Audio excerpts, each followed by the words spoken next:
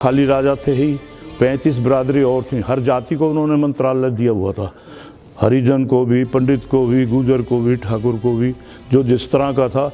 35 बिरादरियों को मंत्री उनके उसमें वजीर होते थे।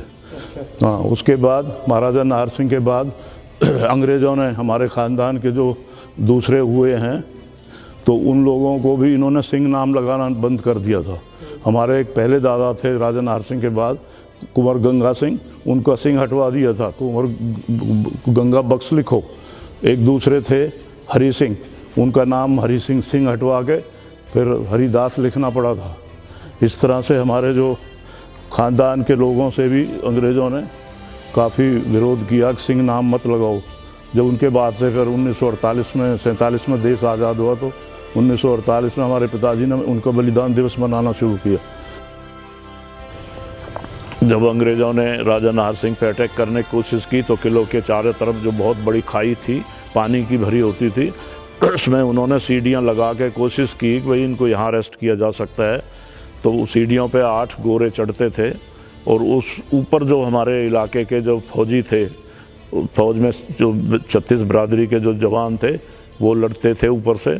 तो वो ये कहावत थी कि 8 फिरंगी 9 गोरा लड़ें बलरामगढ़ के 2 छोरा।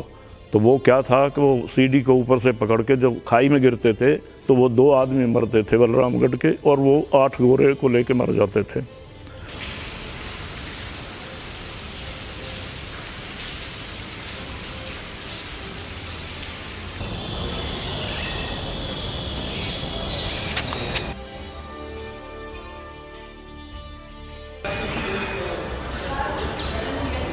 राजा नाहर सिंह ऐसा व्यक्तित्व, एक ऐसी शख्सियत, एक ऐसा बहादुर जो इतिहास के परिच्छेद में छुपा हुआ है। हालांकि बल्लभगढ़, फरीदाबाद, दिल्ली, एनसीआर तक तो वो ठीक है, सार्वजनीन है, सब लोग जानते हैं।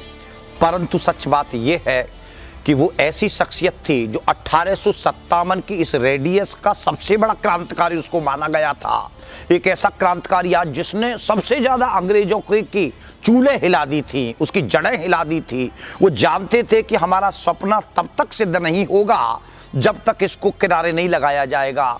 बहादुर शाह जफर को, सम्राट को बनाने में उसकी बड़ी भूमिका थी और उनको पता थी कि बहादुर शाह को दिल्ली के तख्त से अगर हटाना है, अंग्रेजों ने सोचा था, तो नाहर सिंह का पत्ता साफ करना पड़ेगा। और नाहर सिंह वो ऐसी शख्सियत थी जो सामने से नहीं हार सकती थी, पीछे से धोखे से संधि का बहाना बना करके उसको कैद करके फांसी दी गई थी। एक ऐसी मिसाल आपको बताएं तो 16 वर्ष की अवस्था में उन्होंने 18 वर्ष या 16 वर्ष की अवस्था के अंदर उन्होंने राज सिंहासन का दायित्व ग्रहण कर लिया था। और उस समय 1839 के समय की मैं आपसे चर्चा कर रहा हूं। इतिहासकार, जैसा कि हम लोगों को ज़्यादातर पता है, अपने बड़े बूढ़ों से बात करते हैं, किंवदंतियां हैं कि 18 साल का राजा नाहर सिंह, नाम ही ऐसा रखा गया, नाहर माने शेर। शेर की सी गर्दना से अंग्रेज लोग थर्राते थे उनके व्यक्तित्व को लेकर के। उसकी शक्ति इतनी पावरफुल थे कि आगरा से लेकर बल्लभगढ़ तक अंग्रेज उसके नाम से थर थर कांप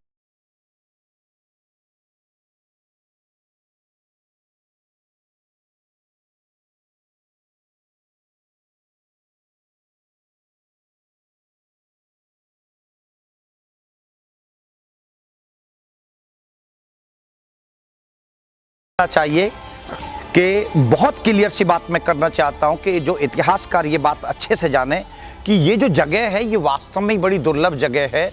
और राजा नाहर सिंह का जो चरित्र है, जो व्यक्तित्व है, उसको हिंदी में भी, इतिहास में भी और सिलेबस में बड़े स्तर पर लाना चाहिए।